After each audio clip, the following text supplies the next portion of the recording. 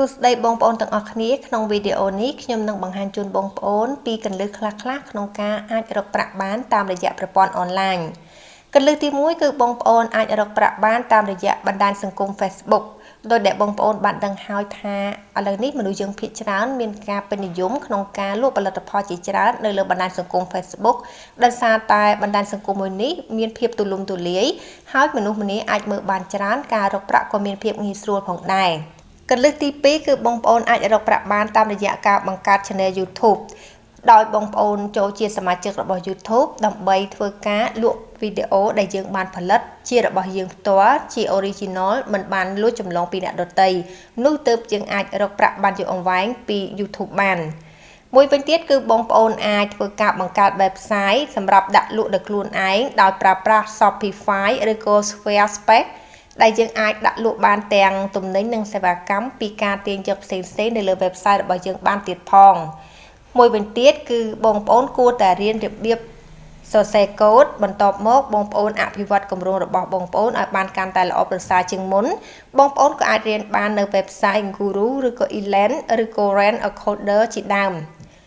ម្យ៉ាងវិញទៀតបងប្អូនក៏អាចសរសេរជាកម្មវិធីអ៊ីនធឺណិតផ្សេងៗដើម្បីជាជំនួយក្នុងការប្រើប្រាស់របស់មនុស្សដែលមានដូចជាកម្មវិធីដែលអាចប្រតិបត្តិការបានលើប្រព័ន្ធទូរស័ព្ទ iOS ឬក៏ Android បន្ទាប់មកបងប្អូនអាចដាក់លក់កម្មវិធីទាំងនោះបាននៅលើបណ្ដាញកូដ Canyon, Chupa ឬក៏ Beanpress ក៏បានដែររីឯកន្លឹះមួយវិញទៀតនោះគឺថាបងប្អូនអាចធ្វើការបង្កើតជា websiteឬក៏សរសេរ blogger ដើម្បីកំណត់បណ្ដាញជាមួយនឹងការរកចំណូលតាមរយៈការផ្សព្វផ្សាយពាណិជ្ជកម្មដែលមានដូចជា Google AdSense ឬក៏ Buy Sell Advertise ជាដើមបងប្អូនក៏អាចធ្វើការលក់ផ្សព្វផ្សាយពាណិជ្ជកម្មរបស់បងប្អូនដោយផ្ទាល់តាមរយៈ Advertising Software ឬក៏ចូលជាសមាជិក website សាកល្បងនៅឯ User Testing បន្ទាប់មកយើងក៏អាចចំណាយការសាកល្បងសម្រាប់ website របស់យើងដែលបានរំពឹងទុកផងដែរ